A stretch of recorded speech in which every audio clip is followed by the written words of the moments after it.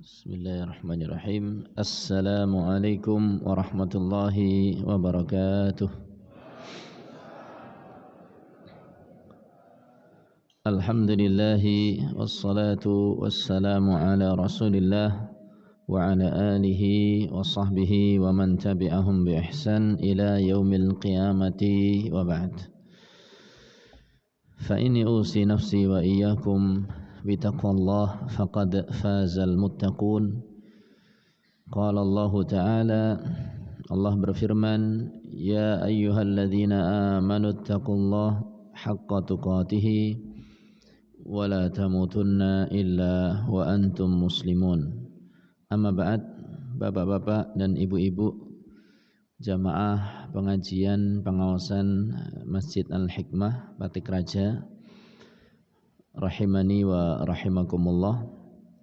Alhamdulillah, pada kesempatan pagi hari ini kembali kita dipertemukan oleh Allah Subhanahu wa taala untuk bersama-sama mengkaji perkara-perkara yang bermanfaat untuk kita insyaallah taala.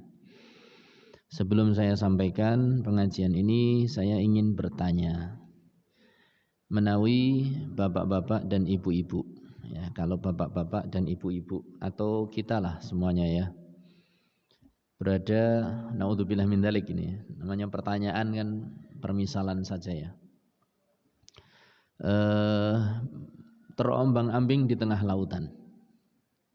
Terombang-ambing di tengah lautan. Apa yang kita cari? Dalam daratan, apa? Keselamatan. Intinya golek selamat. Nuwun sewu wonten ingkang asmanipun Pak Slamet. Golek selamat. Bagaimana kita mencapai daratan dengan selamat? Caranya gimana? Dengan berbagai macam cara. Itulah kehidupan bapak-bapak ibu-ibu. Kehidupan itu ibarat apa? Lautan. Luas, banyak gelombang, banyak mara bahaya. Gelombangnya kadang besar, kadang kecil, kadang ada puting beliung, kadang ada badai. Di bawah badai terkadang ada ikan paus, ikan hiu yang mungkin siap menelan kita. Ya. Nah, kita berusaha mencari keselamatan. Bagaimana cara mencari keselamatan? Macam-macam. Ada orang yang ingin selamat dari lautan itu dengan berenang karena dia merasa ahli apa? Ahli renang. Ada yang nyilem. Nek nyilem kali renang niku cepetan pundi, Pak, Bu? Nyilem, cepet kemelem napa cepet napa? Kalau nyilem itu lebih cepat. Tapi lebih cepat kesel napa mboten? Iya, karena udara terbatas. Ada sebagian orang mencari keselamatan di tengah lautan itu dengan nyelam. Ya pikir saya akan nyelam. Kalau nanti nyelam sudah enggak kuat, baru napa? Renang. Tapi apa daya, kekuatan manusia sangat terbatas. Ada yang lain menggunakan alat yang bisa mengapungkan dia di tengah lautan. Ya kalau idealnya sih kapal nggih. Tapi kalau tidak ideal ya sak kecekele istilahnya. Wonten kayu nggih dicekel, wonten napa pelampung ya dipakai, wonten jerigen kosong ya dienggo. Pokoknya bagaimana dia bisa mengapung. Lebih ideal lagi untuk mengarungi lautan yang luas itu kita jangan nekat. Dari awal sudah harus pakai napa? Kapal. Itulah yang namanya kapal penyelamat. Jadi Allah Subhanahu wa taala atau Ibnul Qayyim rahimahullahu taala menggambarkan bahwa kehidupan ini ibarat lautan yang harus kita seberangi. Mau ndak mau kita harus nyebrang. Karena rumah kita berada di pinggir pantai. Rumah tempat tinggal kita kelihatan sana di pinggir pantai. Nah, kita harus menuju ke sana. Maka kata Ibnul Qayyim, Allah Subhanahu wa taala mengutus para rasulnya untuk mengajari umatnya bagaimana membuat kapal penyelamat. Ngajari untuk membuat kapal penyelamat. Setelah membuat, ditumpangi. Ya. Orang-orang yang diberi taufik, diberi hidayah oleh Allah, mereka akan dengan tekun membuat kapal tersebut. Mungkin terdampar ya di tengah lautan. Jadi kita harus nyebrang. Ada pulau kecil, cuma ada pohon-pohonan beberapa, tidak ada buahnya, ya misalnya. Nah, para rasul itu diutus kepada manusia untuk ngajari kita bagaimana membuat kapal penyelamat. Tapi namanya membuat kapal lama atau tidak? Lama. Dan harus telaten. Tidak bisa sakdek, saknyet. Ya, sekal tadi itu tidak proses. Makanya ada yang sabar membuat kapal. Ada sing wis ora seronto. Seronto niku napa? Bukan seroto nggih. Ada orang yang sudah tidak sabar. Alah, nyelam bae. Angger nyelam kesel tadi iso renang. Nah, orang-orang yang taat kepada Allah, mereka sabar, taat kepada Rasulullah, para utusan Allah. Mereka sabar membuat kapal. Setelah jadi baru mereka menumpangi. Nah, orang yang semacam ini yang selamat, Bapak-bapak, Ibu-ibu. Apa itu kapal penyelamat? Intinya adalah kata Ibnul Qayyim, ketaatan kepada Allah. Mentauhidkan Allah. Menyingsingkan lengan untuk mencari akhirat. Sementara orang-orang yang tidak sabar, mereka nyelam. Menyelami lautan. Mereka berarti yang tidak taat pada Allah. Orang-orang yang tergesa-gesa untuk menikmati kehidupan yang sementara. Orang yang naik kapal selamat nama badan? Selamat. Orang yang nyelam dan renang bagaimana nasibnya? Tenggelam. Maka bapak-bapak, ibu-ibu, itu gambaran kehidupan kita. Kenapa? Pengajian kali ini saya katakan sebagai atau saya beri judul kapal penyelamat. Karena memang dalam kehidupan ini bapak-bapak, ibu-ibu, yang kita cari itu selamat. Bagaimana diri kita selamat? Bagaimana keluarga kita selamat? Bagaimana anak-anak kita selamat? Jadi orang ming kowe ngesuk dadi insinyur ya le, ndak cuma itu. Kowe ngesuk dadi dokter ya le, ndak. Tapi bagaimana insinyur sing selamat? Dokter yang selamat. Nek jadi petani ya petani yang selamat. Kalau jadi pedagang, pedagang yang selamat. Kalau jadi guru, guru yang selamat. Kalau jadi ustadz, ustadz selamat. Kalau jadi istri, istri yang selamat. Nek jadi simbah nggih simbah sing selamat. Jadi intinya bagaimana kita itu selamat. Makanya kadang kita mungkin meneteskan air mata. Karena kadang mikirkan anak kita besok selamat apa ora. Jangan jauh-jauh anak kita, diri kita selamat napa mboten. Dan itu belum ada jaminan Bapak-bapak, Ibu-ibu. Bapak-bapak, Ibu-ibu, jangankan kita yang belum ada jaminan. Yang sudah ada jaminan saja semodel Abu Bakar Sinten Pak Bu? Abu Bakar radhiyallahu taala anhu. Setipe Umar bin Khattab radhiyallahu taala anhu. Setipe Utsman radhiyallahu taala anhu. Setipe Abdullah bin Rawahah. Empat-empatnya ini adalah orang yang dijanjikan masuk ke dalam surga. Mereka masih cari selamat. Abu Bakar, Umar, Utsman, Abdullah bin Rawaha, dan banyak sahabat yang lain. Mereka masih cari selamat, bingung. Padahal kita kalau kita dijanjikan surga, hidupnya layah-layah nama mboten? Layah-layah. Tapi mereka dijanjikan surga bukan layah-layah, tapi justru semakin apa? Khawatir. Makanya suatu saat dikisahkan Utsman bin Affan, sinten Utsman bin Affan? Khalifah nomor 3. Apanya Rasulullah sallallahu alaihi wasallam? Menantunipun Kanjeng Nabi Muhammad sallallahu alaihi wasallam yang pernah menikahi 2 putri Kanjeng Nabi sallallahu alaihi wasallam. Ning tidak sekaligus. Karena kalau kakak adik tidak boleh napa?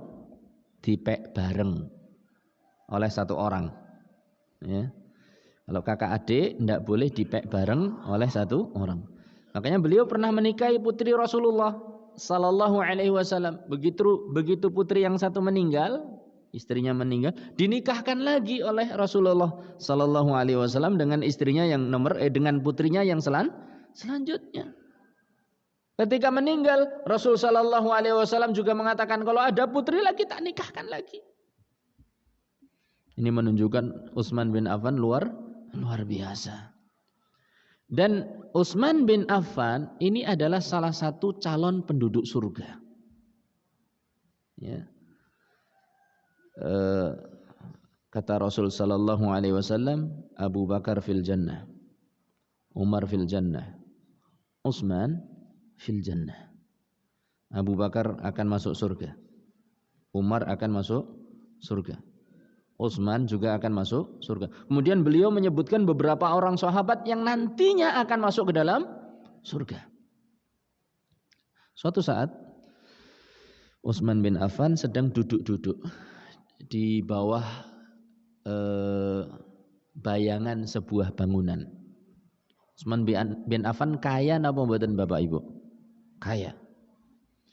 Tapi ternyata beliau orangnya sederhana. Ngiyupe di pinggir rumah orang. Ya, di pinggir bangunan tinggi. Beliau ngiyup di situ. Kan ada bayangan. Ngiyup, dodok, ngecangkruk. Suasana panas. Pas lagi duduk seperti itu, tiba-tiba Umar bin Khattab lewat. Sinten Pak Bu? Umar bin Khattab. Orangnya bagaimana? Tinggi besar. Suaranya gimana? Keras. Ya. Umar bin Khattab salam. Assalamualaikum. Suaranya mesti nih seru, awake gede, ketok gitu. Tapi Utsman bin Affan mboten jawab. Utsman bin Affan bagaimana? Tidak jawab. Maka Umar heran. Wah, iki kok sedulurku Utsman ora gelem jawab. Nopo iki? Maka Utsman pergi ke rumahnya siapa?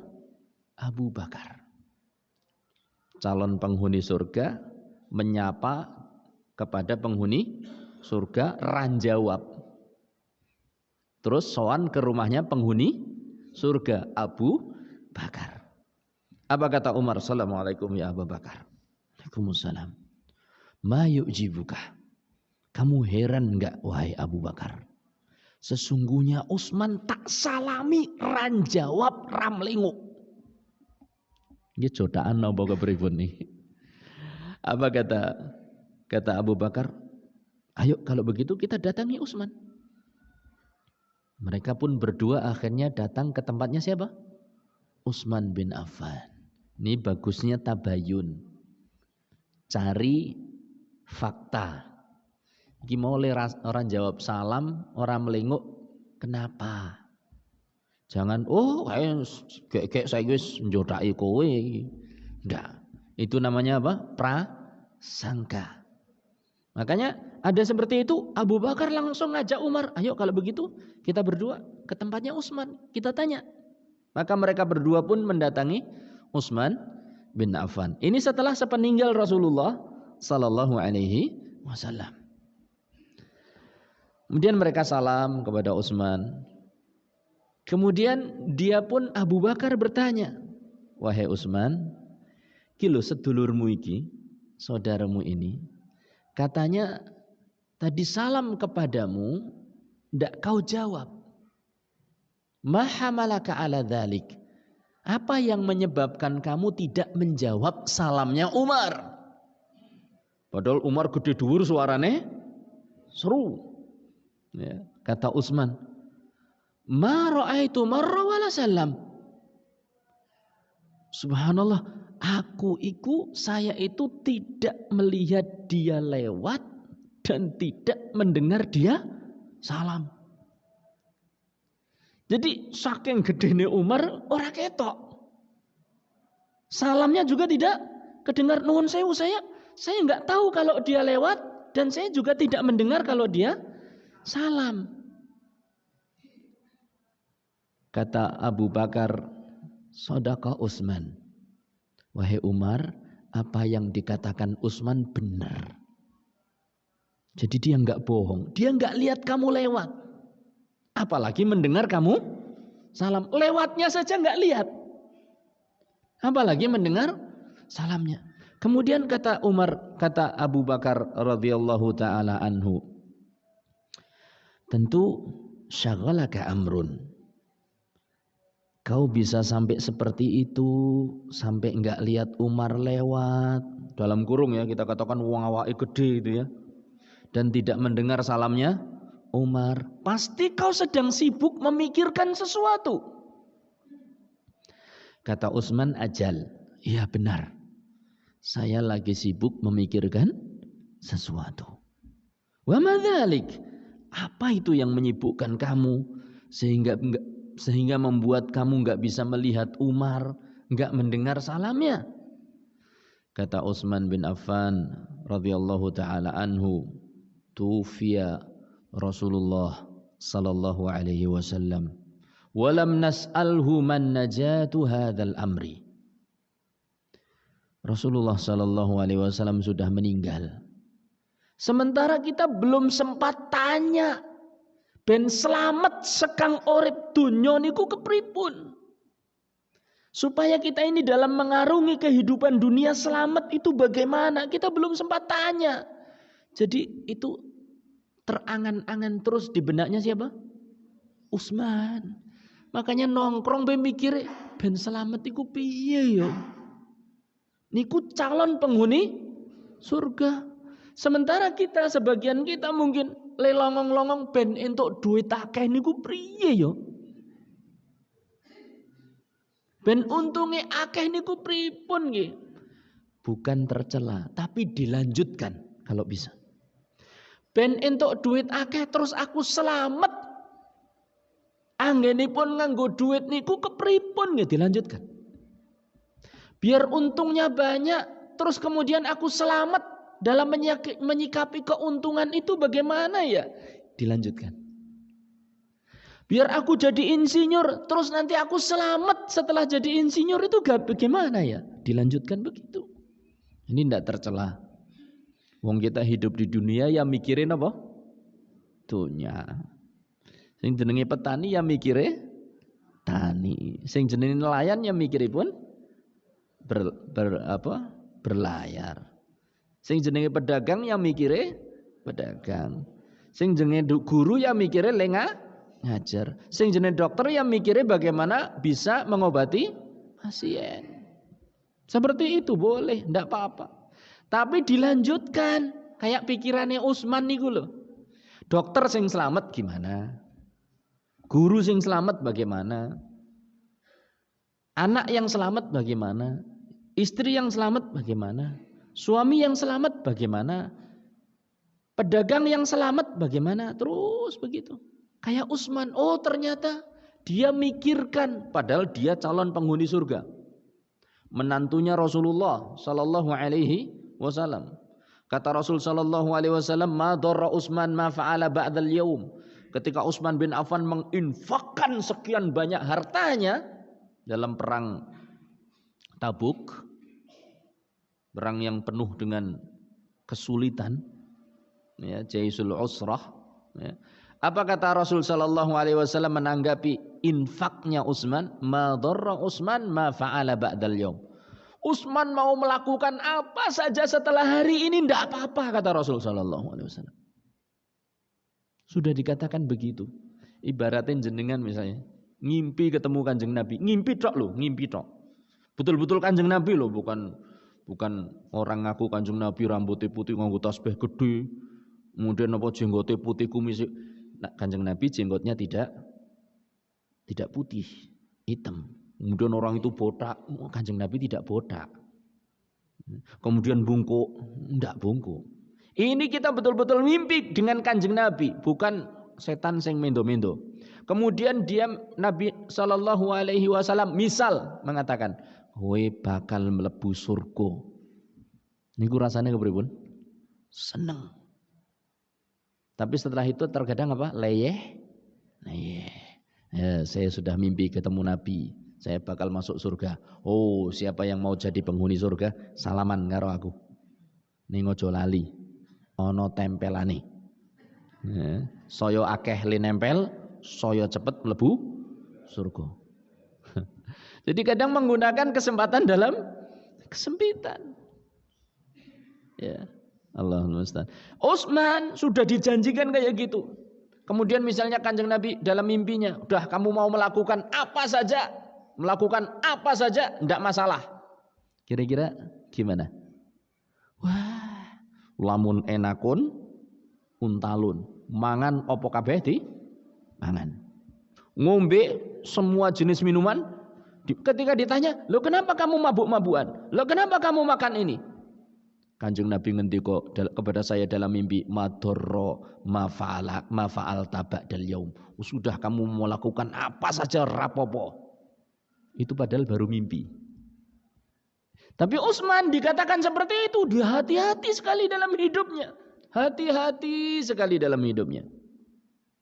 Sampai ketika tadi berteduh mikir, ben selamat iku piye ya? Saya belum pernah bertanya kepada Kanjeng Nabi Muhammad sallallahu alaihi wasallam supaya selamat dalam mengarungi hidup di dunia ini. Apa kata Abu Bakar? Sesungguhnya aku pernah bertanya.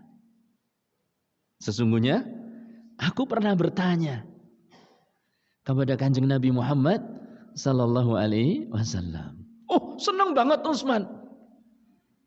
Utsman sangat senang sekali. Pertanyaan Abu Bakar kepada Rasul sallallahu alaihi wasallam itu, "Ya Rasulullah, wahai Rasulullah, mana jatu hadzal amri?" Bagaimana jalan selamat untuk mengarungi kehidupan ini? Berarti sama enggak dengan pikirannya Utsman? Sama. Kisah ini bapak-bapak ibu-ibu menunjukkan sahabat-sahabat yang mulia tuh mikir ben selamat. Memikirkan apa? Selamat. Maka kita tentunya lebih layak untuk mikir ben selamat. Ustaz, jawabannya Abu Bakar apa tadi Ustaz? Rahasia. Nanti akan saya sampaikan. Ya. Jadi inilah bapak-bapak ibu-ibu, kita butuh yang namanya kapal penyelamat. Kapal yang akan kita kendarai untuk apa? Supaya kita selamat ke tepian lautan kehidupan. Karena rumah kita ada di tepian sana. Rumah kita ada di surga. Kita harus sampai sana. Naik apa? Naik kapal penyelamat. Adapun kapal penyelamat yang pertama. Adapun kapal penyelamat yang pertama. Saya ulang-ulang biasanya kalau kajian di sini. Tauhid. Napa Pak Bu? Tauhid. Yaitu apa? Mengikhlaskan seluruh ibadah ini hanya kepada Allah. Itu dalam masalah ibadah. Dalam masalah rububiyah, meyakini bahwa Allah satu-satunya yang menciptakan, menguasai, mengatur alam semesta. Jadi tauhid itu ada 3 yang harus kita penuhi. 1, bahwa ibadah itu hanya pada Allah.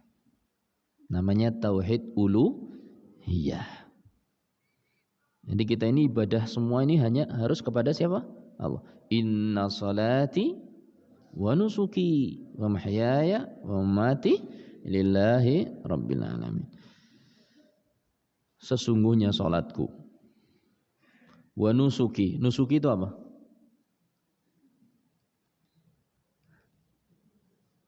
Napa nusuki?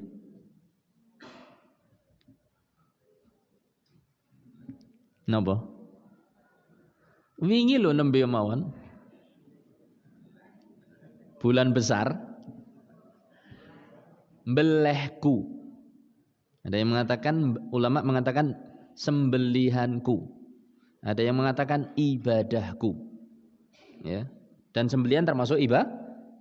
Sesungguhnya salatku dan sembelihanku. Sembelihan. Hidupku dan matiku hanya untuk Allah. Jadi nek salat, Allahu Akbar. Sampingnya siapa ya? Wah, ini salon mertua. Wah. Salatnya didawa-dawaaken. Itu berarti belum ikhlas. Ya, belum ikhlas. Atau pergi jamaah supaya dikatakan orang soleh, itu berarti belum ikhlas. Terus gimana Ustaz? Kadang sering muncul begitu, lawan terus. Pokoknya tetap pergi berjamaah dan latihan untuk apa? Ikhlas. Termasuk sembelian. Wah, nggonku paling gede, mantep. Kempole kaya kempol gajah, sapine maksudnya. Gitu. Sing liyane cilik-cilik ngono kuwi. Anu video-video. Wah, ini sapi terbesar. Wah, Masjid Al-Ikhlas. Bismillah, Allahu Akbar. Wah, karo selfie ngoten niku. Hati-hati. Pokoknya kita ini dituntut dalam semua jenis ibadah. Kita harus ikhlas. Haji. Supaya kita dikatakan haji, Pak Haji, Bu Haji. Umrah. Supaya kita dikatakan rajin ibadah. Ataukah betul-betul karena Allah? Semuanya harus karena Allah. Itu namanya mengikhlaskan ibadah untuk siapa? Allah. Puasa kita, zakat kita, baca Quran kita, sedekah kita, birrul walidain kita, berbaktinya kita kepada suami, berbaiknya suami kepada istri, berbaktinya anak kepada orang tua, berakhlaknya kita dengan teman-teman kita, ikhlas karena Allah. Orang yang diarani akhlaknya api, sumeh, bukan. Kita sumeh itu karena perintah Rasulullah Sallallahu Alaihi Wasallam, karena Allah. Kata Rasul Sallallahu Alaihi Wasallam, ar-rahimuna yarhamuhumur rahman. Yang mengasihi orang akan dikasihi oleh Allah. Salah satu bentuk kasih ya naik ketemu mesem. Itu salah satu bentuk kasih sayang. Ngajar teng kelas itu dipraktekkan. Ar-rahimun. Jadi nek dadi guru ampun galak-galak. Nggih. Nek gawe soal ampun angel-angel. Ya ada yang mudah, ada yang sedang, ada yang sulit. Jangan semuanya apa? Sulit. Ya. Jadi ada bagi-bagi. Sama anak juga demikian. Semua itu dalam rangka mencari ridho Allah. Itu masalah tauhid uluhiyah. Tauhid rububiyah, meyakini bahwa Allah yang menciptakan. Tauhid dalam masalah rububiyah. Kalau tadi kan tauhid dalam masalah apa Pak Bu? Uluhiyah. Semua ibadah hanya untuk Allah. Kalau ini tauhid dalam masalah rububiyah, meyakini Allah semata yang menciptakan kita, bukan yang lain. Allah yang mengatur kehidupan kita, bukan yang lain. Allah yang menghidupkan kita, yang mematikan kita, yang memberi rezeki kita, itu Allah. Makanya tidak boleh kita ini mempersembahkan sesuatu untuk selain Allah. Atau menganggap ada sosok lain yang menguasai alam ini. Tidak boleh kita melakukan sajen ke sungai Serayu. Karena meyakini bahwa nek radi sajeni serayune bakal muntab. Ya. Ini tidak boleh. Atau segoro kidul. Kalau enggak disajeni, nanti akan apa? Iwae kabeh dicekeli. Terus nek nelayan berlayar enggak akan bakal dapat apa? Ikan, misalnya gitu. Maka harus disajeni. Ini namanya kesyirikan. Harus kita tinggalkan. Kalau pengen apa? Selamat. Ya. Termasuk dalam masalah kita bagaimana mentauhidkan Allah dalam masalah nama-nama dan sifat-sifatnya. Ya. Jangan sampai kita memberi nama anak Abdul misalnya, belakangnya siapa? Tapi bukan dengan nama Allah. Kan biasanya Abdullah, Abdurrahman, Abdurrahim, Abdul siapa lagi? Abdul Razzaq, Abdul Ghafur, Abdul Sami, Abdul Basir, Abdul Latif, itu kan? Ini Abdul tapi bukan selain nama, tapi dengan selain nama Allah. Misalnya siapa? Abdul Wedus Gembel, Abdul Nyiroro Kidul, Abdul apa? Tidak boleh seperti itu. Yang bukan dengan nama Allah. Ya, jadi pertama supaya selamat tauhid. Makanya pesan kita kepada anak-anak kita terutama, pada kita semuanya, pada diri kita, pada keluarga kita. Pokoknya jangan sampai mensyirikkan Allah. Ben selamat. Orang kalau sudah tidak menyekutukan Allah, selamat. Tapi kalau orang itu menyekutukan Allah, enggak bakal napa? Selamat. Innahu may yusyrik billah faqad harramallahu alaihil jannah.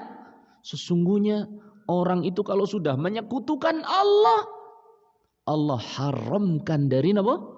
Surga. Kata Allah Subhanahu wa taala.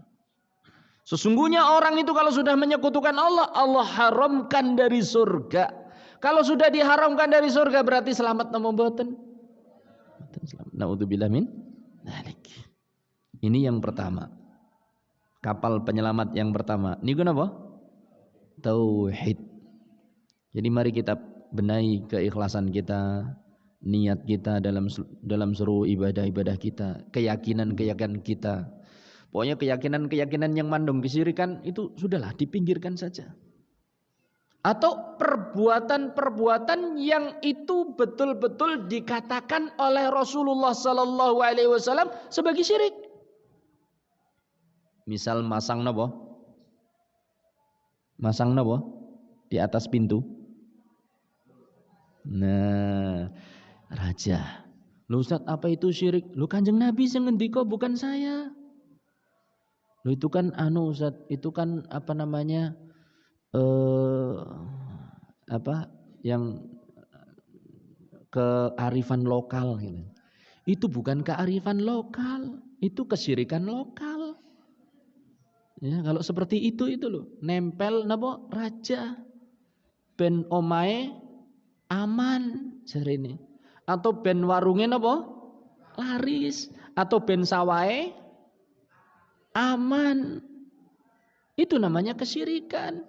Kanjeng Nabi sing ngendika bukan saya. Kanjeng Nabi sallallahu alaihi wasallam ngendika, "Man 'allaqa tamimatan faqad asyrak." Barang siapa yang menggantung jimat.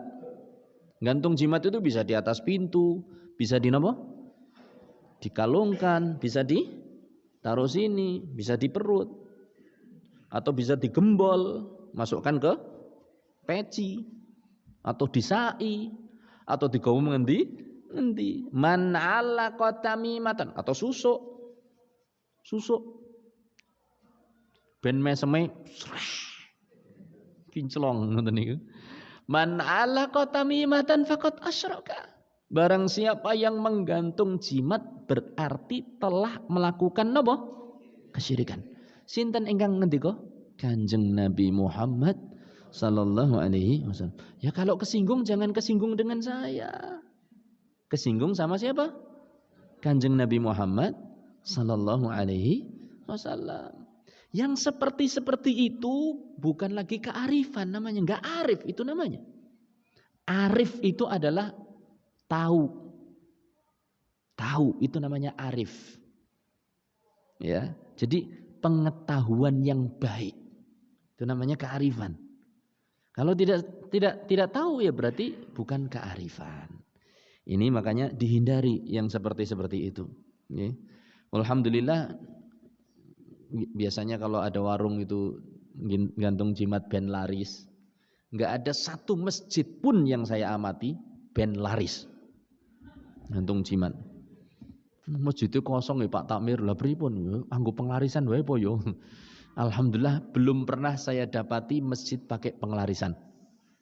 Ini menunjukkan bahwa penglarisan tidak layak di mana? Di masjid.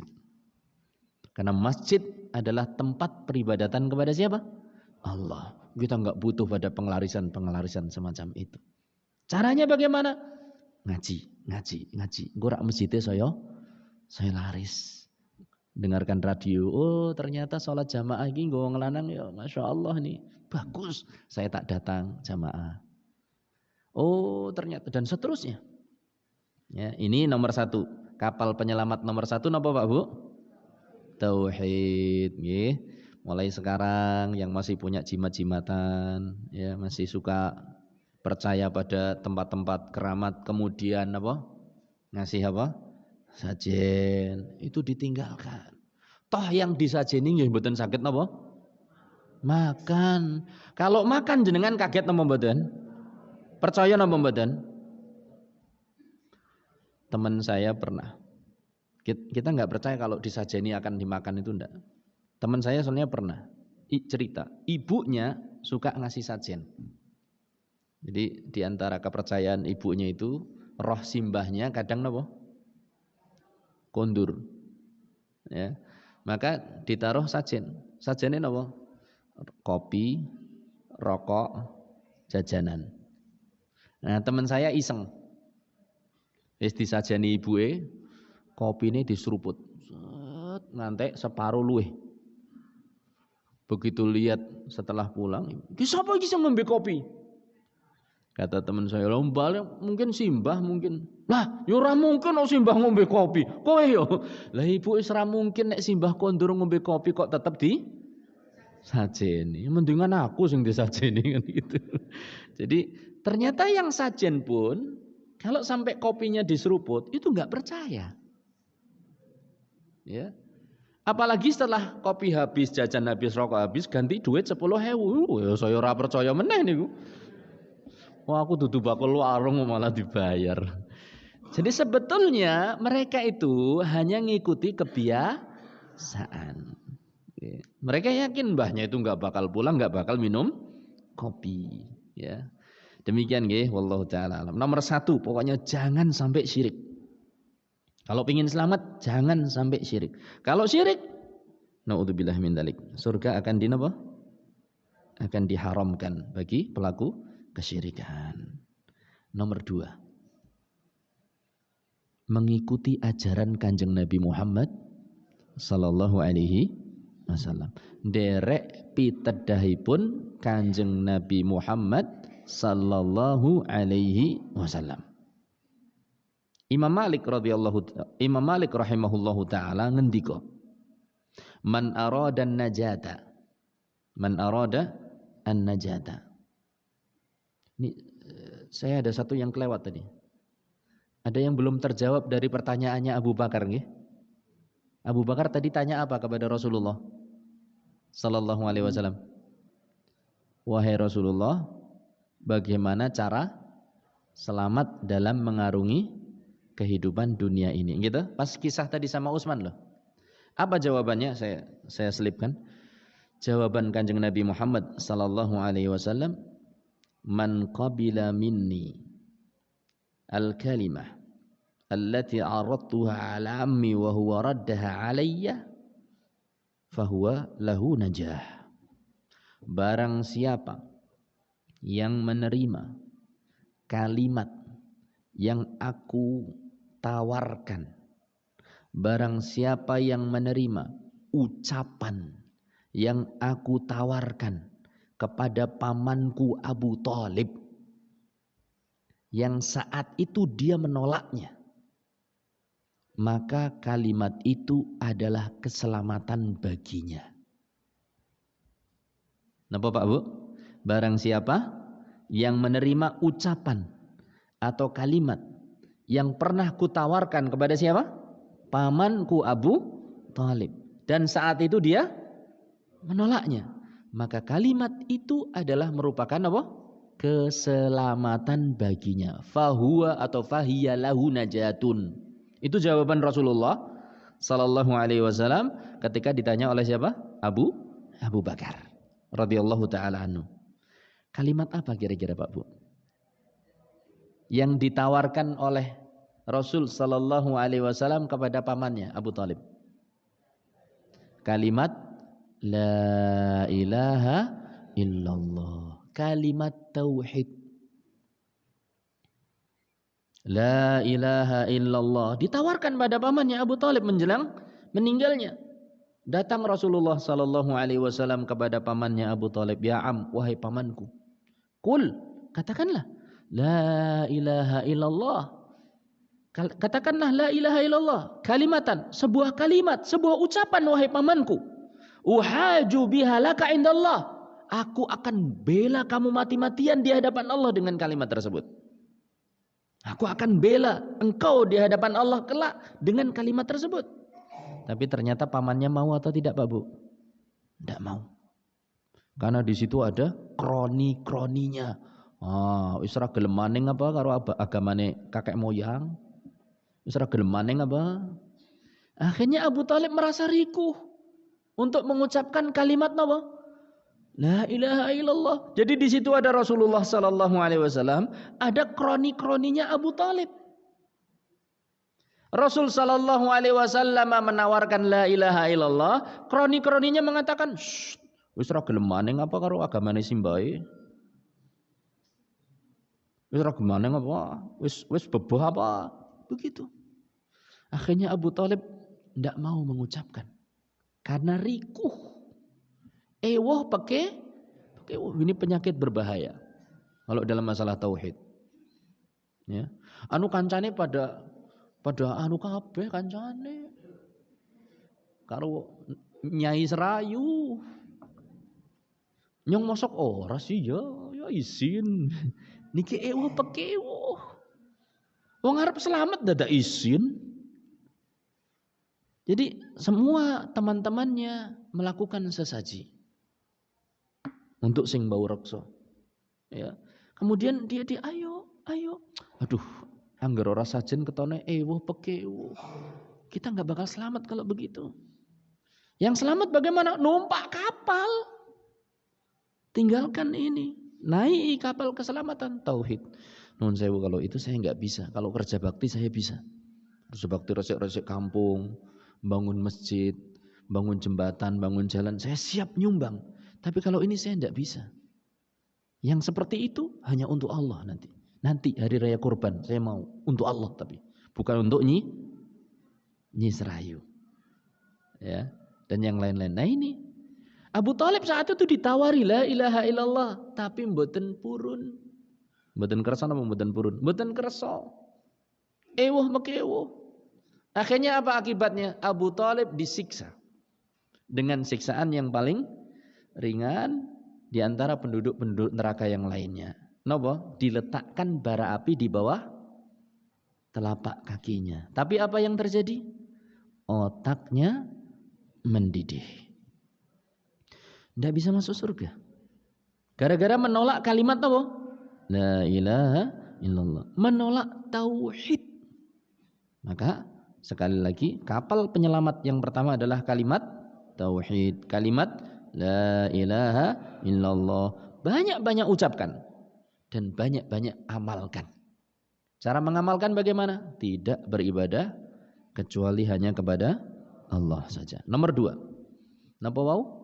Mengikuti ajaran Kanjeng Nabi Muhammad sallallahu alaihi wasallam. Imam Malik rahimahullahu taala mengatakan, "Man aradan najah fa alaihi bil kitab was sunnah." Barang siapa yang menginginkan keselamatan, hendaklah dia amalkan Al-Qur'an dan sunnah. Hendaklah apa? Dia amalkan Al-Qur'an dan sunnah. Artinya apa? Amalkan ajaran Islam semuanya. Imam Malik juga mengatakan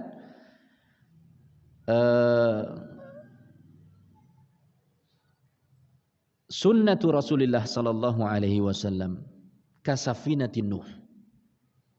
Ajaran Nabi Muhammad sallallahu alaihi wasallam itu ibaratnya kapalnya Nabi Nuh.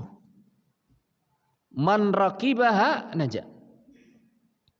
Barang siapa yang menaiki kapal tersebut, dia akan selamat. Wa man takhallafa anha gharik. Dan barang siapa yang tidak mau naik kapal tersebut, dia akan bakal napa? Tenggelam.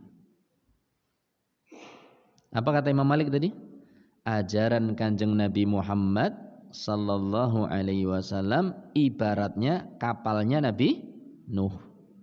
Barang siapa yang mau menaikinya akan selamat.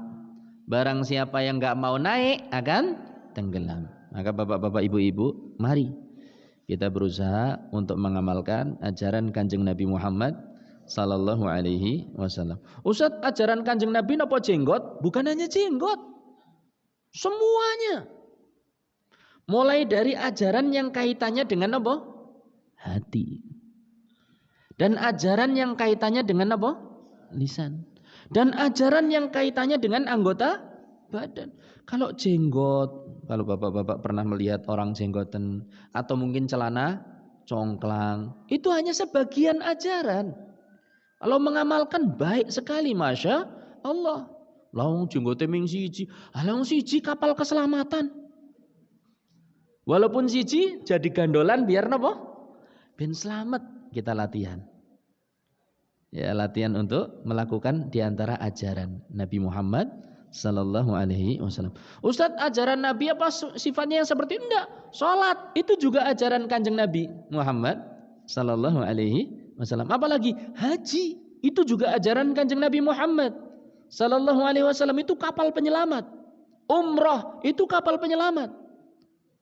Jadi seluruh perkara dalam agama Islam itu adalah kapal napa? Penyelamat. Termasuk yang kaitannya dengan hati. Kita ini harus meyakini tentang Allah sesuai dengan keyakinan Kanjeng Nabi Muhammad sallallahu alaihi wasallam. Kalau Kanjeng Nabi yakin Allah di atas, maka kita pun harus apa? Yakin Allah di atas. Lu Kanjeng Nabi apa yakin Allah di atas? Jelas. Al-Quran semuanya menerangkan. Ayat-ayat banyak sekali menerangkan Allah itu di atas. Kanjeng Nabi Muhammad sallallahu alaihi wasallam juga menerangkan Allah di atas. Bahkan orang-orang umum pun yang enggak ngaji, kalau ditanya, "Pripun Bu niki Pak kok musibah kathah temen pripun jenengan?" Apa kata dia? "Nggih pun kula pasrahaken sing teng nginggil."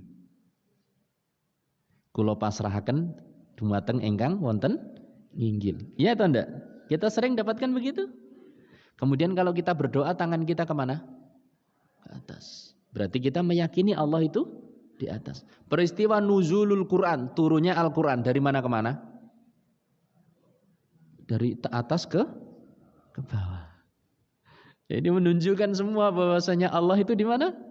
Di atas. Okay. Makanya kita harus meyakini apa yang diyakini oleh Kanjeng Nabi Muhammad sallallahu alaihi wasallam, dan latihan mengucapkan apa yang diucapkan dan menjaga apa yang dijaga, melakukan apa yang dilakukan, meninggalkan apa yang ditinggalkan. Itulah kapal keselamatan. Sejatosipun pembahasan menika kathah panjang dan nuwun sewu pada pagi hari ini kok terkesan sangat serius nggih. Ya jarang guyone. Ngomong kadang rodok seru ngoten niku. Nggih nuwun sewu. Niki karena pembahasan yang memang cukup napa? Serius. Bagaimana kita ini agar selamat nggih. Semua kita harus mencari napa? Keselamatan. Termasuk siapa tadi? Abu Bakar, Umar, Utsman dan sahabat-sahabat yang lainnya. Apa kunci keselamatan yang pertama? Tauhid. Menerima kalimat napa? La ilaha illallah. Yang kedua napa? Mengikuti ajaran dan petunjuk Nabi Muhammad sallallahu alaihi wasallam. Mudah-mudahan dengan kita mengikuti petunjuk Kanjeng Nabi Muhammad sallallahu alaihi wasallam dan juga mentauhidkan Allah semata dalam ibadah kita, kita termasuk orang-orang yang menaiki kapal keselamatan dan selamat nanti sampai di akhirat. Allahumma amin. Mbok menawi mekaten ingkang saged kula aturaken. Wonten klenta-klentunipun nyuwun pangapunten, wonten kasar-kasaripun nyuwun sewu sanget nggih. Serius banget ya nuwun sewu. Ya kadang guyon ya kadang serius, guyon terus ora dadi, serius terus ya medeni ngoten niku. Nggih, wallahu taala alam bi shawab. Mugi-mugi kula lan panjenengan sami dipun paringi sehat, afiat, ingkang sakit dipun paringi segera sembuh, ingkang gadah hutang dipun paringi lunas ben saged napa? Utang malih. Ben saged utang malih. Putra-putrane ingkang gadah hajat mugi dipun paringi saged menunaikan hajatnya dalam kebaikan. Allahumma amin. Lan sedaya dipun paringi husnul khatimah mlebet surga kepanggih malih insyaallah taala. Allahumma amin. Mulai mekaten ingkang saged kula aturaken, kula tutup kanthi doa sareng-sareng nggih kafaratul majelis. Monggo subhanakallahumma wa bihamdika asyhadu an la ilaha illa anta astaghfiruka wa atubu ilaik. Wassalamualaikum warahmatullahi wabarakatuh.